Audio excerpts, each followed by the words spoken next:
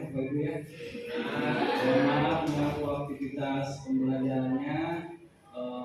Saya di sini bisa memberikan yang lain. Ini sedikit sharing ya terkait apa yang kami dapatkan dalam pelatihan BK 3 minggu yang lalu ya. 3 minggu yang lalu ya.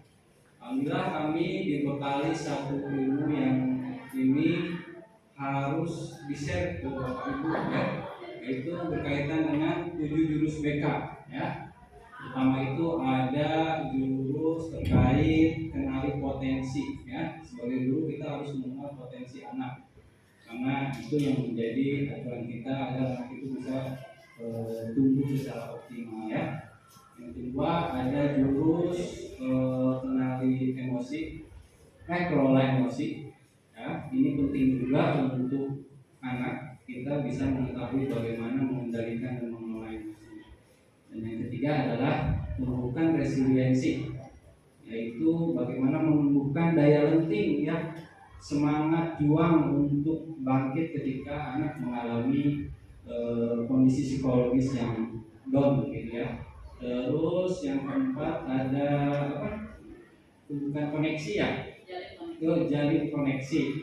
Jalin koneksi ini adalah keterhubungan kemampuan interpersonal antara guru dan murid ya. Terus ada lagi apa? Konsistensi ya. Kita sebagai seorang guru harus mempunyai konsistensi, menjaga prinsip-prinsip dalam pembelajaran. Dan yang terakhir ada jurus yang ketujuh, itu adalah membangun kolaborasi ya. Jadi Bapak Ibu mungkin program BK sebagus apapun, kalau tanpa keterlibatan Bapak Ibu tentunya tidak akan berhasil. Makanya perlu ada sinergitas dan kolaborasi untuk mengimplementasikan program BK itu sendiri. Oke, untuk hari ini mungkin saya di sini akan fokus menjelaskan terkait materi tumbuhkan resiliensi. Nah, ada yang tahu Bapak Ibu resiliensi itu apa? Nah, Pak Agung, resiliensi Pak Agung? Nah, daya lenting. Apa itu daya lenting? Nah, apanya yang melenting? Nah, bajunya kah yang melenting atau apanya yang melenting? Ya. Jadi daya lenting ini adalah sebuah mekanisme pertahanan diri siswa agar siswa ini mampu bangkit, mampu melawan tantangan. Nah, ini yang disebut dengan daya lenting. Oke. Tapi sebelumnya ini karena saya melihat masih lemas ya, kita ice breaking dulu ya. Kita gimana Bapak Ibu, kita ice breaking dulu yuk. Siapa ya Bapak Ibu berdiri semua.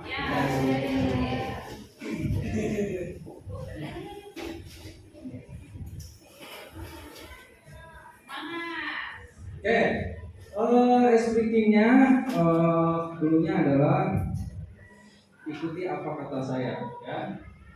Jadi kalau misalkan saya bilang PGRI, misal cluenya adalah PGRI ya. Jadi cluenya adalah PGRI. Kalau saya bilang PGRI maka ikuti apa kata saya. Kalau saya nggak bilang PGRI, kalian jangan ikuti apa kata saya.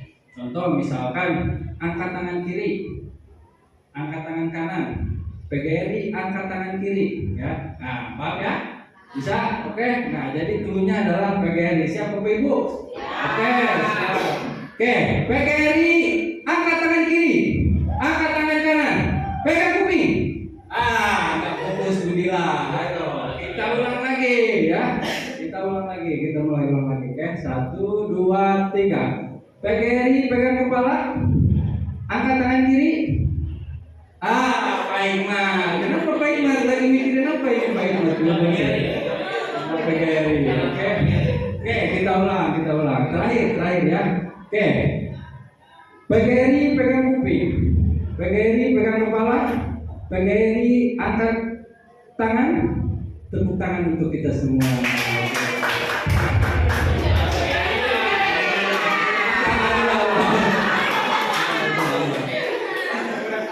Udah, terima kasih.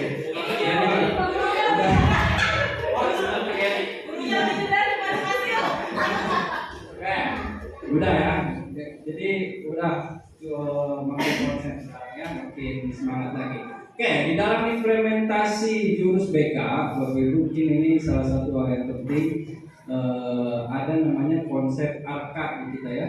Ada pertama aktivitas, yang kedua ada refleksi, yang ketiga konsep dan aplikasi. Nah, oke, kita mungkin langsung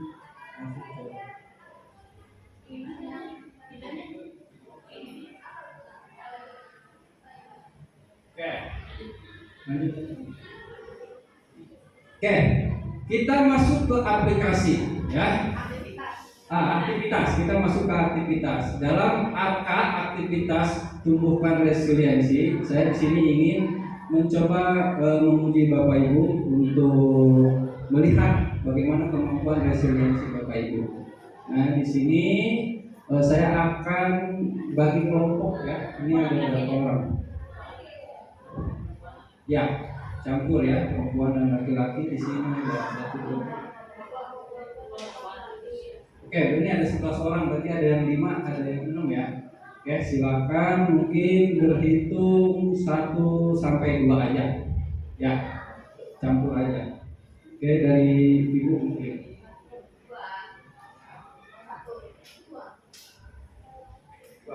2, 1. Oke, yang 1 kumpul sama yang 1, yang 2 kumpul sama yang 2. Nah.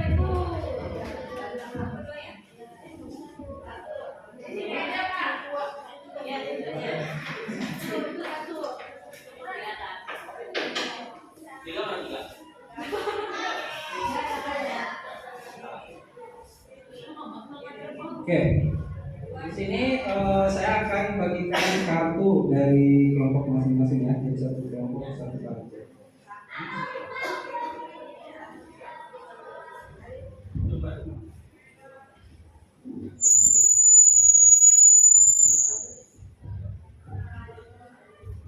Silakan Bapak Ibu cari space yang agak lebar.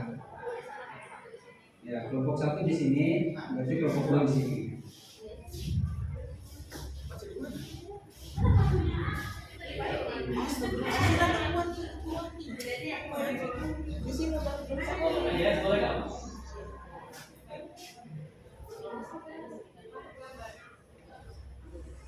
Oke, silakan.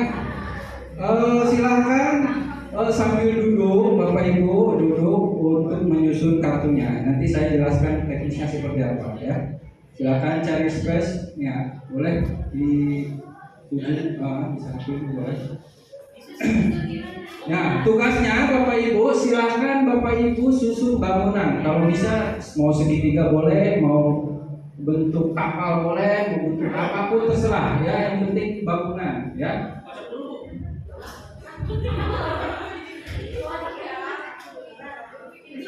Kalau mau Pak Bu di bawah aja biar ini saya menang. Satu ya, satu aja, satu kelompok satu, silakan. Oh, kita pasang satu. Kalau ini boleh di atas mau bikin ya, mau bikin menara, mau bikin apa terserah, bebas ya. Silakan Bapak Bu.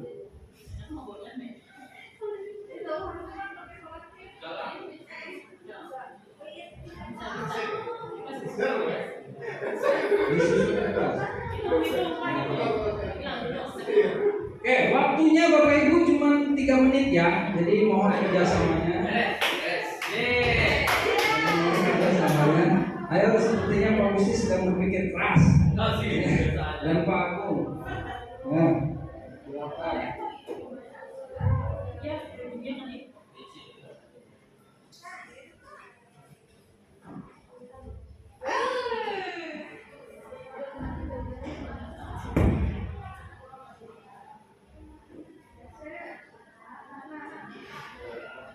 Bikin satu aja ya Pak, jangan bisa-bisa ya.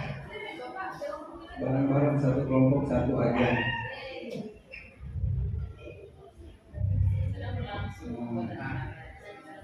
Atasnya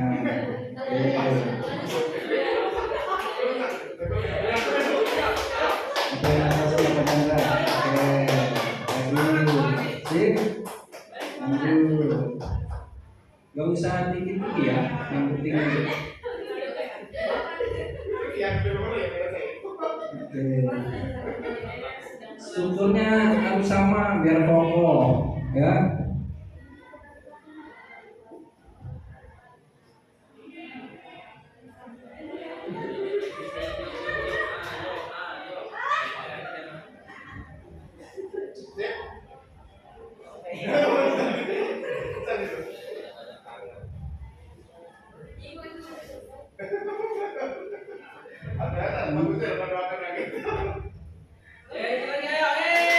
Waktunya 1 menit lagi. Ayo.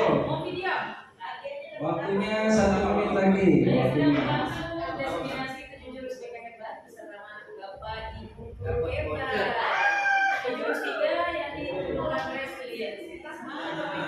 Ayo Bapak Ibu. Atasnya Pak Chandra, atasnya.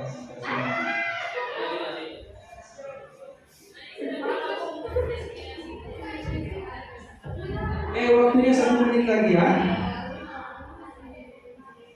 Waktunya 1 menit lagi.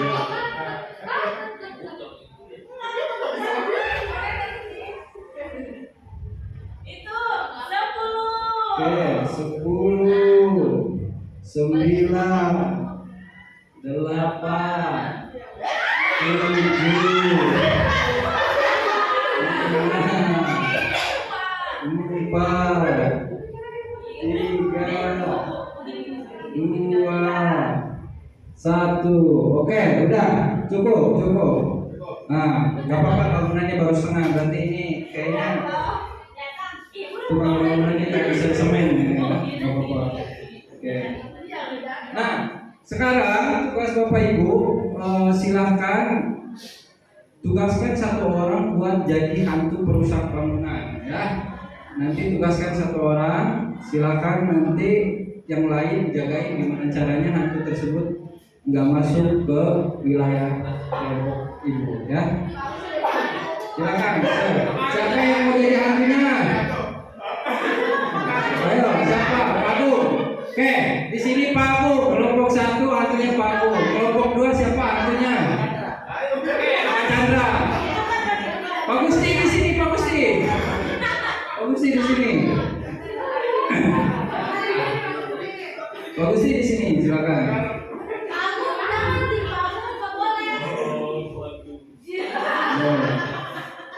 Jangan lihat kan, banyak hantu kan bisa lihat kan.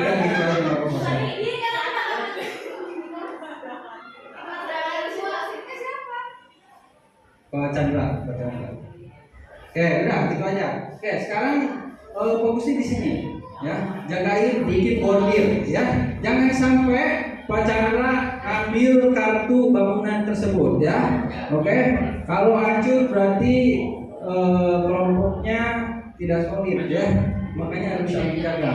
Oke, udah siap? Aku standby di sini sama Pak Chandra. Pak Chandra ambil kartu atau rusakin kartunya. Kan itu bangunan, ya. Gimana caranya hancur bangunannya, ya? Entah mau ditampuk atau gimana, ya. Nanti Pak Gusti gimana caranya jagain supaya Pak Chandra nggak masuk. Aduh apa? Oke, ayo kita standby. Boleh posisinya berdiri semua. Ayo berdiri dulu semua. Oke, boleh berdiri dulu semua. Pak Gusti berdiri. Ya, hitungan 1 sampai 3 hantu langsung bergerak buat menghancurkan bangunan. Siap? Oke, bisa dimulai. Oke, kita mulai ya. 1, 2, 3. Hantu bergerak. Silakan. Hantunya bergerak. Jagain. Bagus. Ambil bagus. Jagain. Ayo, Pak Chandra, ayo seru. Oke. Ayo Pak Chandra. Ambil.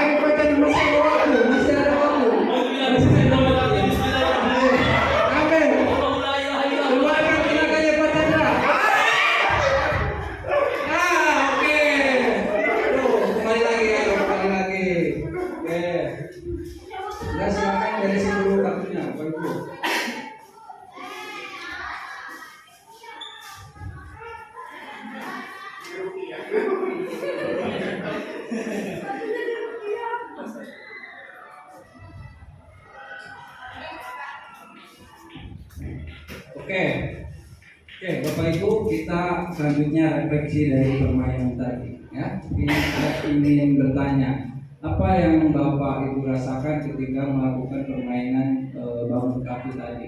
Gak nyangka ada tulis. Coba, Bu Dila, Bu Dila, gimana Bu Dila? Perasaannya tadi gimana? Pas ngebangun dan pas tadi diserang sama hantu. Takut. Perasaannya senang pas ngebuka susunya, pas ada hantunya takut. Kalau pas hancur gimana? Udah capek-capek ngebangun dihancurin nih sama Kesel. Kesel ya? Iya. Oke. Dari laki-lakinya ada. Aku perasaannya Pak gimana? Jadi aku. Gimana tadi perasaannya jadi hantu? Merasa merasakan? Ya, karena saya hantu saya bangga bisa berjumpa. Alhamdulillah. Dan bukan jadi hantu sudah benar ya. Oh iya. Lupa saya jadi.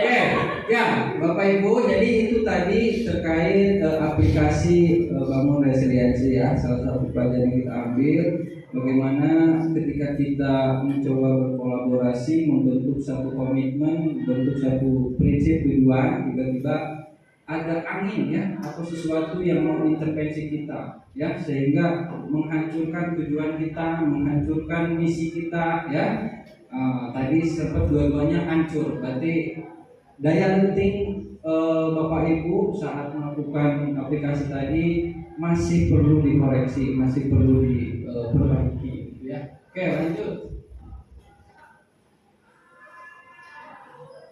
Oke, sini ada contoh video ya. Bapak Ibu silahkan disimak baik-baik.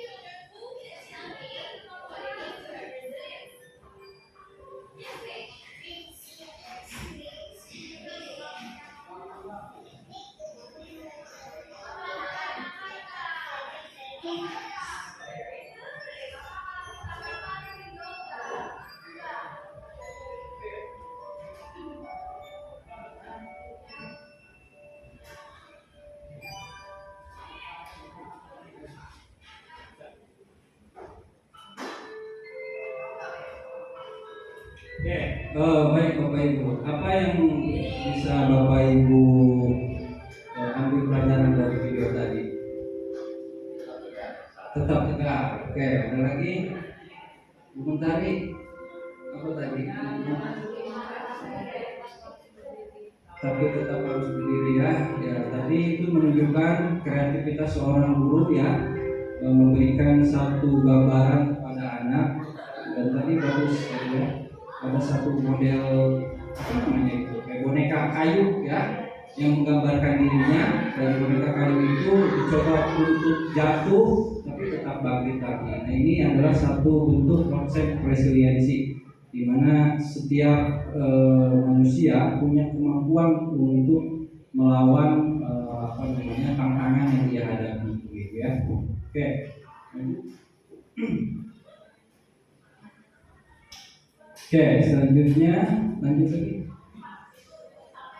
Nah, di dalam membangun resiliensi, hal yang paling mendasar dan yang paling penting adalah bagaimana kita menumbuhkan pola pikir. Lanjut, yang pola pikir. Nah, terkait pola pikir ya. Nah, pola pikir ini setidaknya ada dua jenis ya. Yang satu ada namanya fixed mindset, yang satu growth mindset. Nah, yang fixed mindset contohnya misalkan kalimatnya seperti ini, misalkan saya bisa sukses jika saya punya bakat, ya benar nggak Bapak Ibu? Nah, mungkin ada beberapa orang yang meyakini bahasa ini ya. Nah, kalau yang growth mindsetnya, saya bisa sukses dengan berusaha. Nah, ini kan berbeda ya. Tadi sukses menganggap bahwa sukses itu harus punya bakat gitu ya, harus punya materi gitu ya, harus jadi anak orang kaya baru bisa sukses. Tapi orang yang berpikir growth mindset, dia menegasikan itu, dia menganggap tidak gitu ya, bahwasanya sukses itu bisa kita raih dengan usaha, dengan ikhtiar gitu ya, dengan perjuangan gitu ya.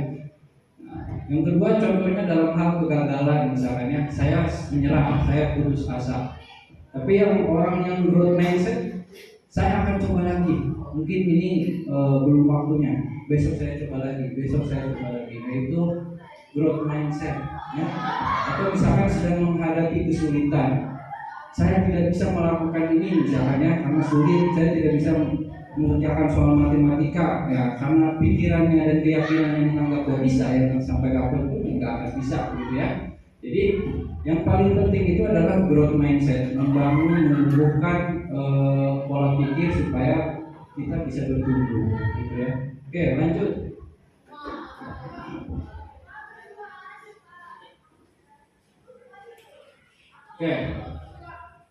Oke, nih di sini kadang ada dua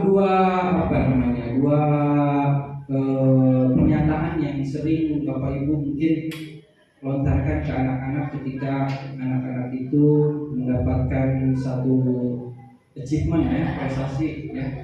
Kadang kita itu selalu hanyut dalam ujian ya. Nah, ternyata ujian itu bukan justru membangun resiliensi anak ya. Ujian itu justru malah membuat anak itu semakin angkuh ya, dan tidak mau melakukan tantangan yang baru. Misalkan contoh, kamu udah hebat ya kemarin juara juara pencak silat misalkan ya.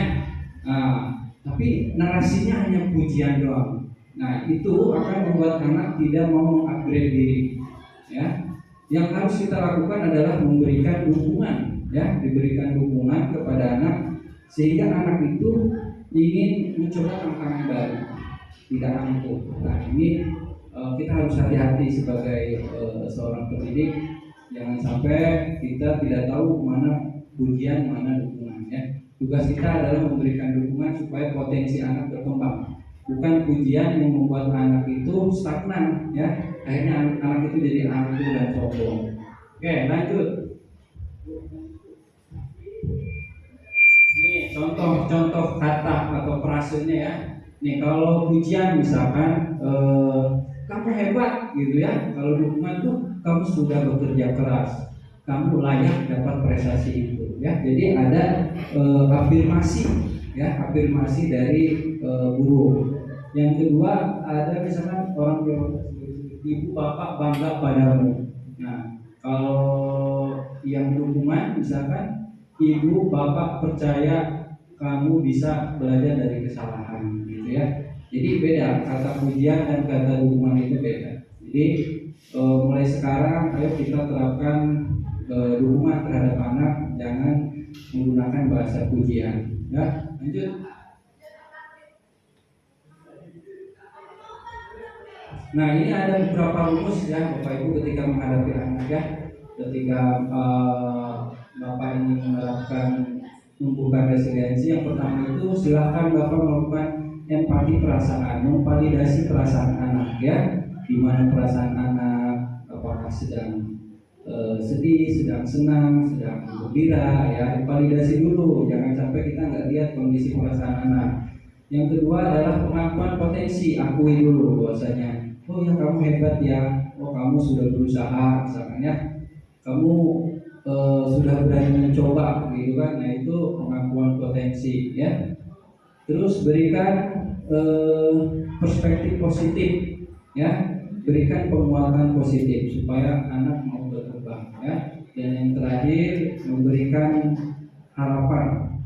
Yuk bisa nanti tahun depan kita coba lagi. Yuk bisa nanti kita kamu bisa lakukan mungkin di tahun depan gitu ya. Jadi jangan sampai anak itu merasa menyerah dan keadaan. Silakan Bu. Nah yang kedua, yang paling sederhana metode untuk menumbuhkan resiliensi anak itu dengan konsep burger ya, roti burger ya. Apresiasi, koreksi, apresiasi itu ibarat roti, koreksinya ibarat daging sama salad ya. Apresiasi roti lagi. Nah ini sebenarnya selaras dengan yang ada di guru-guru deep learning kita hari ini. Bahwasanya semua guru itu harus memahami apa yang disebut dengan segitiga restrukturisasi. Segitiga restrukturisasi itu adalah konsep di mana kita sebagai guru tidak boleh menjudge buruk terhadap anak ya, apapun kondisinya ya, mau anak melakukan kesalahan apa, mau anak melakukan pelanggaran apa, kita jangan sampai menjudge anak itu seolah-olah anak itu nggak mau berkembang gitu ya. Oh kamu salah, kamu bodoh, kamu nggak akan berkembang, kamu nggak akan pernah baik lagi. Nah itu nggak boleh ya. Nah ini sama juga di dalam BK ada namanya konsep burger ini, apresiasi, koreksi, apresiasi. Contoh misalkan tadi ada anak yang dia nggak juara, misalkan lomba apalagi lomba tenis meja gitu ya, padahal dia udah effort banget gitu ya, setiap hari mungkin dia merasa dia udah bekerja keras, tapi ketika dia merasa dia nggak juara, akhirnya dia putus asa. Nah kita gimana caranya menerapkan konsep ini? Yang kita lakukan adalah kita apresiasi dulu ya kan. Walaupun dia gagal kita apresiasi dulu. Setelah itu kita beri kritik. Oh yang mungkin usaha kamu perlu ditambah lagi, perlu diperbaiki lagi, atau pola latihan kamu perlu diperbaiki lagi. Jangan langsung menjadi, wah kamu latihannya nggak benar sih makanya nggak juara, kayak gitu ya. Jadi berikan kritik, tapi kritiknya yang membangun, bukan kritik yang menjatuhkan ya. Yang terakhir berikan penguatan, apresiasi lagi ke anak ya. Ayo tetap semangat, masih banyak kesempatan, masih banyak peluang, kamu jangan sampai berhenti di sini. Nah itu apresiasi lagi ya. Jadi apresiasi, koreksi, dan apresiasi. Silakan nanti Bapak Ibu bisa terapkan ketika menghadapi anak yang sedang putus asa ya. Lanjut.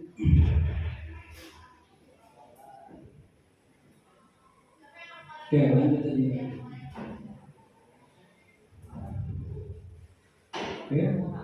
Oke, terakhir mungkin Bapak Ibu saya ingin mengetes ya kan, Bapak Ibu menuliskan satu kalimat apresiasi, satu kalimat koreksi, dan satu kalimat apresiasi lagi ya.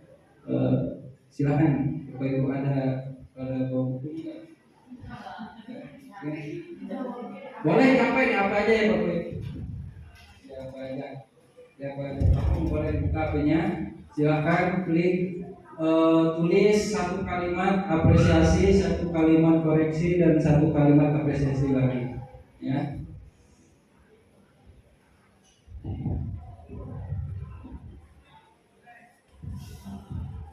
Jadi ini simulasinya, anggap Bapak Ibu sedang memberikan satu teknik ini kepada anak ya.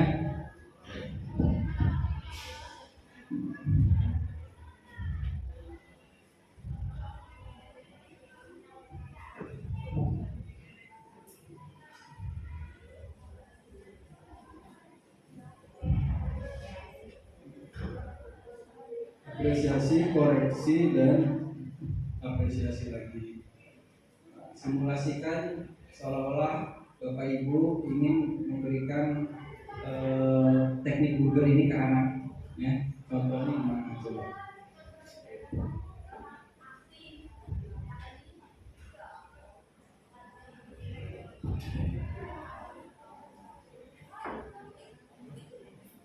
Udah Priska?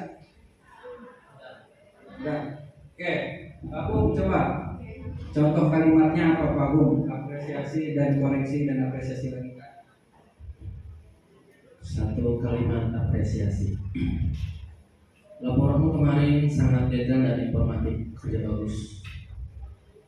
Koreksinya, namun untuk presentasi selanjutnya coba perhatikan data di halaman berikut, pastikan tidak ada kesalahan itu. Terus apresiasi lagi, saya yakin kamu bisa memperbaikinya dengan mudah dan presentasimu akan semakin sempurna. Kamu pasti bisa. Oke, bukan dulu Bapak. Berarti ini Bapak Ibu Guru menyimak semua ya. Oke, mungkin itu untuk satu jurus BK ya yang bisa saya sampaikan ke Bapak Ibu. Semoga jurus ini bermanfaat dan kita bisa mengimplementasikannya di dalam pembelajaran kita sehari-hari. Itu saja mungkin yang bisa saya sampaikan. Kurang lebihnya mohon maaf. Wassalamualaikum warahmatullahi wabarakatuh.